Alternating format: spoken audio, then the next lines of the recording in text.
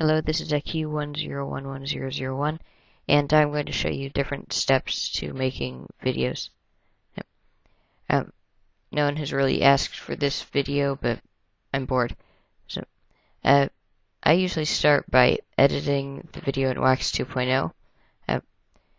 You could start with a file converter for videos to change it to AVI, but I have access to a camera that records directly to an AVI format, so I don't have to do that usually. And um, you should do every individual shot. Don't edit each individual camera angle that you stop the camera together. I had to learn that the hard way because sometimes this program crashes, but it's free, so you can't expect it to be perfect.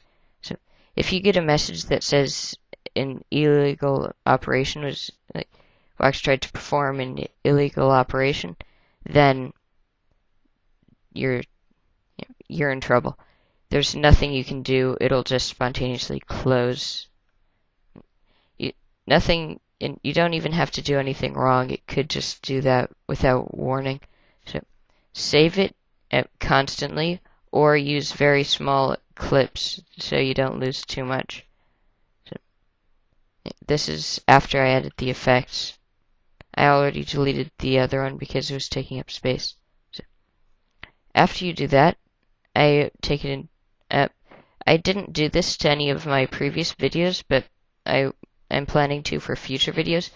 This is also something this is color correction that you'll also want to do in each different shot, because if the lighting changes or if you're in a different room that has different lighting, not necessarily over time, the sun, the settings that you have for a previous scene might not look so good for the next.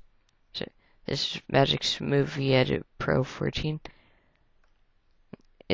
I don't think it's not really a new program. I just found it's good for converting and for this.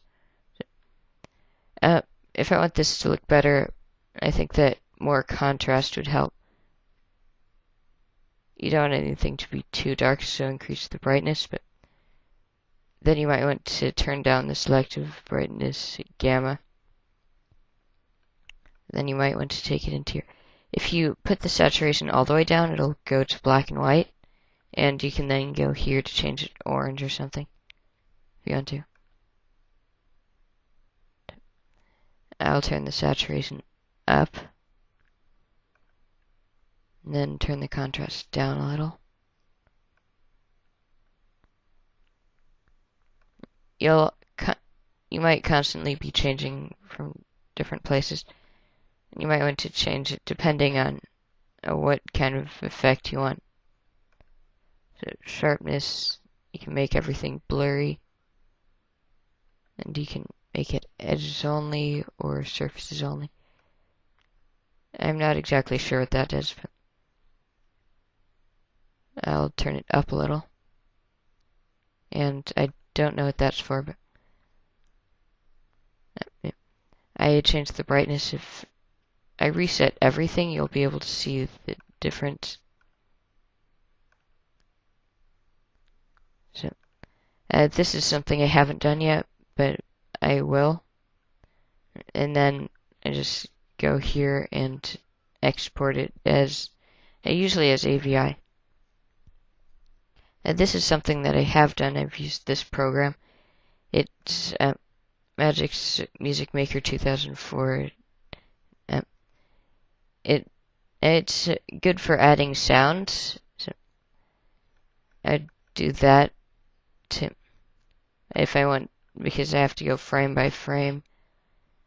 Go to here. I would add the gunshot effects that I need. So I just drag the sound in. Say this. This, I believe, is the sound for the entire video. Not sure how that got separated. Or probably not. But how this works is that You add the sound effect to where you want. You can use this to drag all the way to where, like, if the gunshot sound starts like right here. Say, I don't want all this in front of it because it becomes harder to control where the actual where to put it because I have to watch out for stuff.